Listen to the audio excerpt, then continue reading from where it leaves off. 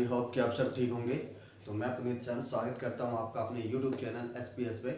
तो आज मैं आपके लिए लेकर आया हूं एप्लीकेशन ऑफ डेरिवेटिव की जो एक्सरसाइज अपनी 8.6 उसका सेकंड पार्ट, मतलब उसमें काफ़ी टाइप के क्वेश्चंस है। तो उसके कुछ क्वेश्चन 4 या 5 मैंने पिछले लास्ट वीडियो में किए थे, तो आज हम आगे प्रोसीड करेंगे। उसके जो और एडवांस लेवल के क्वेश्चन हैं जो इम्पोर्टेंट है एग्जाम के पॉइंट ऑफ व्यू से, आज हम वो डिस्कस करने वाले हैं। तो चलिए शुरू करते हैं आज का लेक्चर। अगर आप चैनल पे पहली बार आ रहे हैं तो चैनल को सब्सक्राइब जरूर कर दें और वीडियो पसंद आती है तो लाइक करें, जैसी भी लगती है कमेंट सेक्शन में जरूर बताएं। तो चलिए शुरू करते हैं आज का लेक्चर। तो स्टूडेंट्स, आज के लिए पहला क्वेश्चन अपने पास क्या कहता है, rectangular sheet of tin 45 centimetre by 24 centimetre. इसका मतलब क्या होता है, जब हम बाई बोलते हैं it means length into breadth. तो हमारे पास लेंथ कितनी है, टिन की कोई टिन जो मेटल है अपनी उसकी सीट है हमारे पास रेक्टेंगुलर सीट। तो रेक्टेंगल में लेंथ और ब्रेथ होगी, तो लेंथ है उसकी 45 सेंटीमीटर एंड ब्रेथ है 24 centimetre. Is to be made into a box. उसको हमें एक बॉक्स के रूप में तैयार करना है विदाउट टॉप, जिसका टॉप ना हो, मतलब ऊपर से ओपन हो।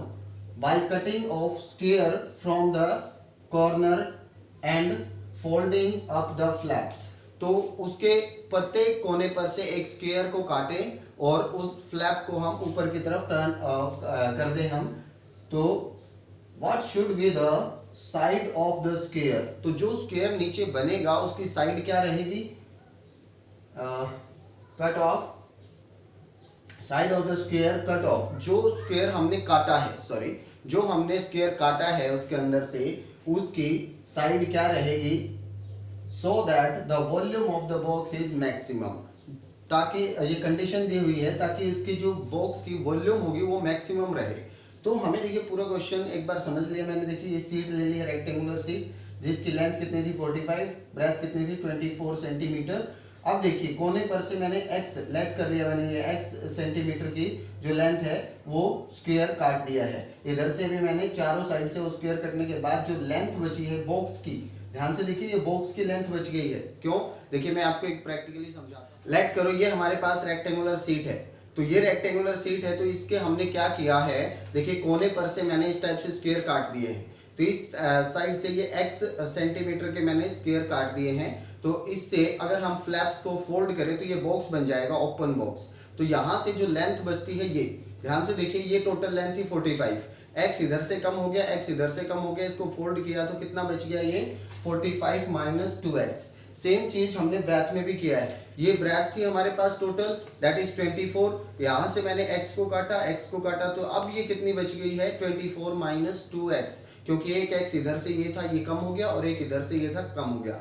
तो ये जो हाइट बनती है ये क्या बनेगी, जो साइड की मैंने लेंथ काटी थी, स्क्वायर काटा था, वही तो फोल्ड किया ऊपर की तरफ, तो हाइट बनेगी वो क्या बनेगी। अब जो बॉक्स है उसकी 3 चीजें होती हैं, लेंथ, ब्रेथ और हाइट। क्यों, क्योंकि वो क्यूबॉइड के रूप में हो जाएगा हमारे पास। क्यूबॉइड में हमारे पास लेंथ भी होगी, ब्रेथ भी होगी और हाइट भी होगी। ये तीनों चीजें आपके पास मिल गई हैं, क्योंकि ये कितनी हो गई है 45 माइनस 2x, ये कितनी हो गई है 24 माइनस 2x और ये हो गई है x। तो तीनों चीजें लेंथ, ब्रेथ और हाइट जो बॉक्स हमने तैयार किया है उसकी तीनों चीजें हमें मिल गई हैं। तो वॉल्यूम को हमें मैक्सिमाइज करवाना है, फिर हम देखेंगे कि क्या होता है।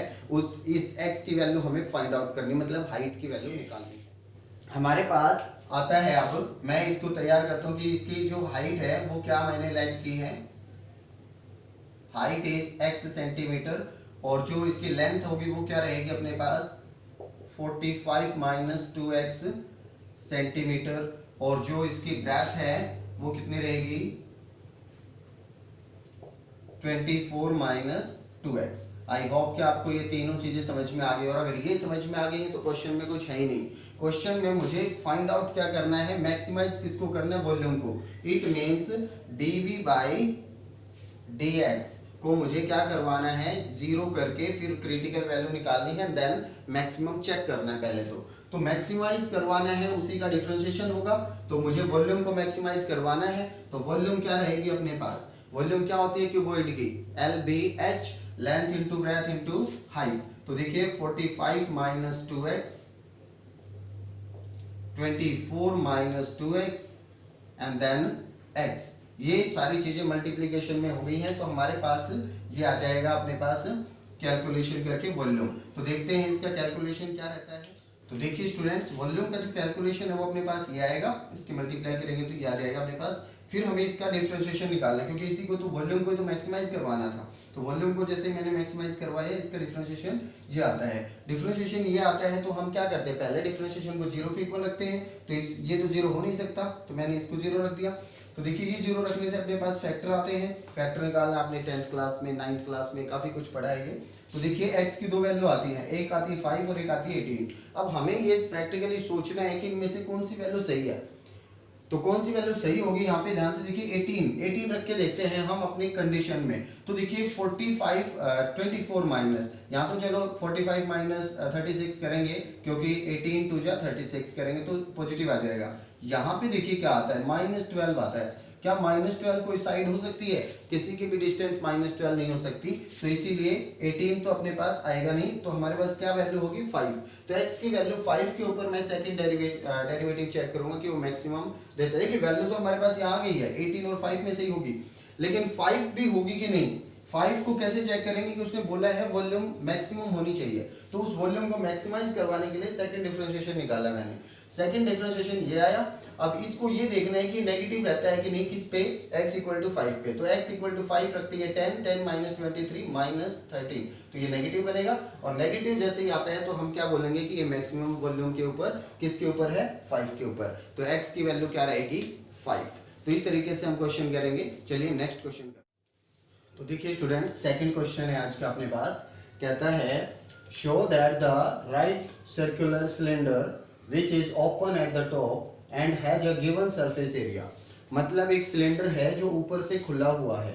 ये चीज जो भी दी हुई है उसका मैटर करता है, हम क्वेश्चन को ध्यान से पढ़ना पड़ेगा। मतलब एक सिलेंडर है जो ऊपर से खुला हुआ है, तो वो क्या कहता है आगे देखिए, has a given surface area, जिसका सरफेस एरिया गिवन है। तो एक बात ध्यान रखना, इस सरफेस एरिया कुछ भी कांस्टेंट हो सकता है, 30-40 हमें नहीं पता कितना, लेकिन गिवन है ये।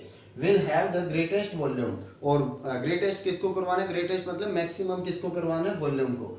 If its height is equal to the radius, मतलब ये कब होगा, एक ही कंडीशन पे होगा, height is equal to radius पे, ये हमें शो करवाना है। मतलब इस सिलेंडर में जिसका सरफेस एरिया गिवन है उसकी वॉल्यूम क्या होगी, मैक्सिमम होगी। कब, अगर उसकी रेडियस इक्वल टू हाइट हो जाए, मतलब हाइट और रेडियस इक्वल हो जाए। वैसे अगर इसको हम प्रोसीड कर मतलब बढ़ाते रहें, कम ज़्यादा करते रहें, तो एक ही कंडीशन पे ये कब एक मैक्सिमम वॉल्यूम दे सकता है, जब इसकी हाइट और रेडियस क्या रहे, सेम रहे। तो चलिए चेक करते हैं कैसे हम क्वेश्चन को करेंगे। मैंने ये जो टर्म है VSRH, ये आपको जनरली वैसे भी पता होता है, इसको लेट कर लिया, volume, surface area and radius and height जो भी है। तो देखिए सरफेस एरिया क्या बनेगा, surface area, curve surface area. यहाँ पे सरफेस एरिया बोलने का मतलब है टोटल सरफेस एरिया।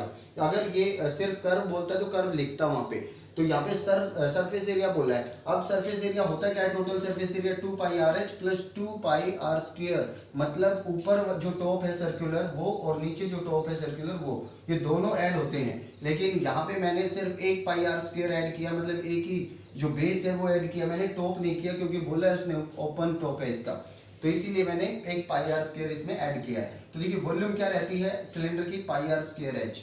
तो पहली इक्वेशन से हमें देखिए यहाँ पे एक ही वेरिएबल में कन्वर्ट करना है इसको, पहले तो एक ही वेरिएबल में कन्वर्ट होगा तभी तो इसको हम मैक्सिमाइज करवाने की कोशिश कर सकते हैं। तो देखिए h की वैल्यू मैंने यहाँ से निकाली फ्रॉम फर्स्ट इक्वेशन से, ये उठ के इस साइड आया और 2πr डिवाइड में आया, तो अपने पास थर्ड इक्वेशन बन गई। अब फर्स्ट और थर्ड से देखिए अपने पास क्या बनता है, सॉरी सेकंड और थर्ड से, तो सेकंड और थर्ड से मेरे पास क्या आती है, वॉल्यूम। वॉल्यूम में मैंने h की इक्वेशन वैल्यू रख दी है यहाँ पे। तो देखिए जो कैंसिल होता था कैंसिल किया, एक r बचता है वो अंदर मल्टीप्लाई हो जाएगा, 1/2 बाहर आ जाएगा।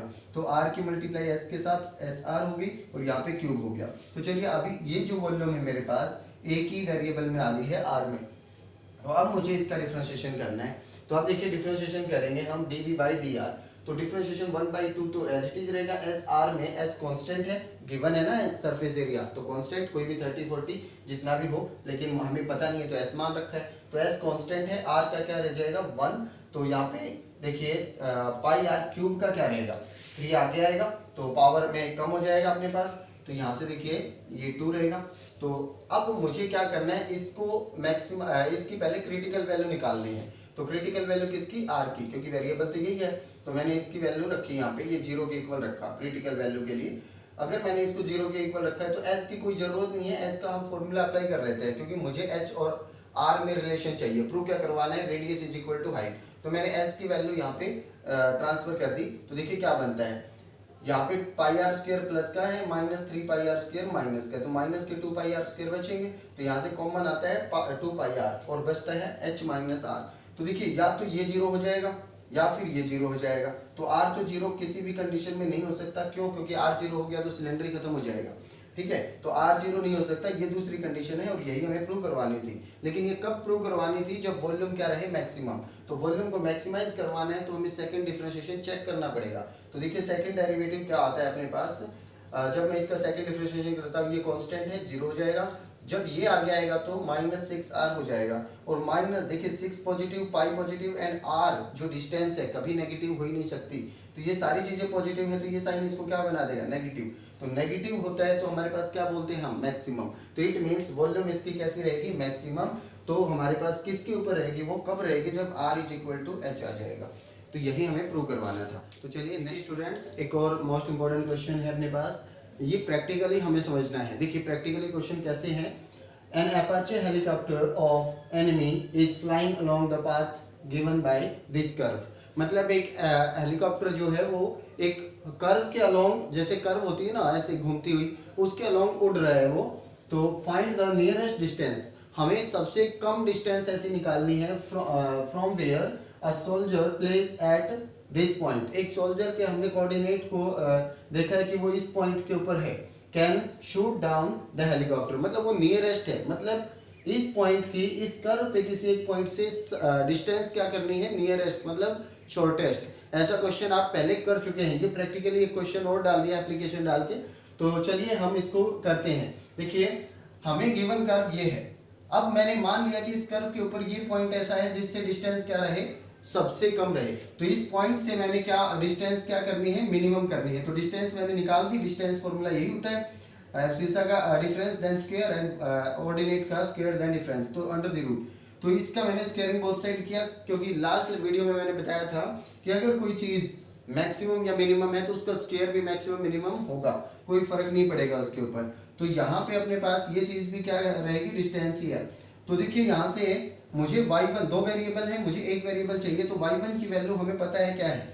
यहाँ से देखिए ये पॉइंट जो है ये इस कर्व के ऊपर है, तो इसमें सेटिस्फाई जरूर करवाएगा। तो यहाँ से मैंने सेटिस्फाई करवाया, और y1 की वैल्यू, y1 माइनस 7 की वैल्यू ही आ गई कंप्लीट, क्या आएगी, x1 का स्क्वायर। तो ये जब मैंने रखी तो यहाँ पे देखिए स्क्वायर का स्क्वायर हो गया 4 पावर बन जाएगी। तो यहाँ पे अब मेरे को क्या मिली, डिस्टेंस। ये मुझे क्या करना है, इसी को तो मिनिमाइज करवाना है, मतलब डिस्टेंस क्या करवानी, शॉर्टेस्ट। तो मैंने इसका क्या कर दिया, डिफरेंशिएशन। डिफरेंशिएशन जैसे ही किया तो अपने पास ये डिफरेंशिएशन बन के आया।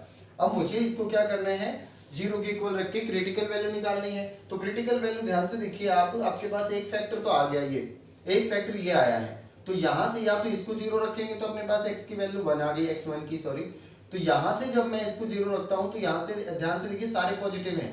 जब सारे पॉजिटिव होते हैं तो अपने पास ये हम d निकाल के देखते हैं ना इसमें डिस्क्रिमिनेंट। तो डिस्क्रिमिनेंट जैसे निकालेंगे तो 4 माइनस 4 इंटू 2 इंटू 3, तो ये देखिए नेगेटिव आता है, और नेगेटिव आता है तो इमेजिनरी रूट्स होते हैं। तो इस क्वाड्रेटिक इक्वेशन के रूट्स कैसे रहेंगे, इमेजिनरी। तो इसलिए मैंने उनको लिखा ही नहीं, तो इमेजिनरी नहीं लेना हमें। तो देखिए ये हमारे पास x की वैल्यू क्या आ गई है, x1 की 1। इसका मतलब 1 के ऊपर मुझे चेक करना, वैल्यू तो आ गई है, x1 की 1 आ गई है। अब मुझे y1 की ओर चाहिए, क्योंकि पॉइंट निकालना है ना हमें तो पूरा, फिर उससे डिस्टेंस निकालनी है। तो डिस्टेंस हम बाद में निकालेंगे, पहले हम देखते हैं पॉइंट क्या बनता है।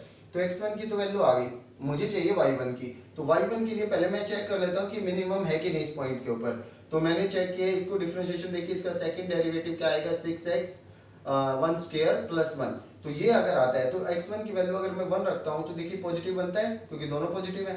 तो देखिए ये पॉजिटिव बनता है, इट मींस ये क्या रहेगी, मिनिमम रहेगी, ठीक है। अब मुझे इसके ऊपर y1 की वैल्यू और चाहिए, तो जो अपनी इक्वेशन थी उसके अंदर मैंने x1 की वैल्यू रख दी, y1 कितना आ गया, 8 पॉइंट अपना आ गया ये। लेकिन मुझे क्या निकालनी है, शॉर्टेस्ट डिस्टेंस। तो डिस्टेंस का फॉर्मूला आप अच्छे से जानते हैं।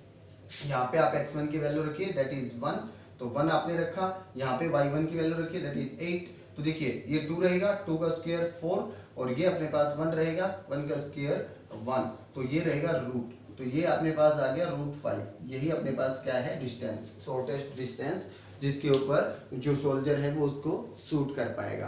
तो इसी टाइप के क्वेश्चन है, मैंने लगभग हर टाइप के क्वेश्चन, इसमें क्वेश्चन बहुत सारे हैं तो वो आपको प्रैक्टिस करने पड़ेंगे। तो आप प्रैक्टिस कीजिए, जो भी प्रॉब्लम आती है शेयर कीजिए, एक और वीडियो बन जाएगी इस एक्सरसाइज के ऊपर। आप जितने भी प्रॉब्लम शेयर करेंगे उसके अकॉर्डिंग हम वीडियो बना देंगे, कोई दिक्कत नहीं है। लेकिन अभी के लिए मैंने जो मुझे लगा कि मुझे ये समझा देना चाहिए वो मैंने करवा दिए हैं। तो आपका काम है ये प्रैक्टिस करना और फिर प्रॉब्लम शेयर करना। तो हम बाद में इसके ऊपर और वीडियो भी बनाएंगे। तो मिलते हैं नेक्स्ट वीडियो में नेक्स्ट एक्सरसाइज के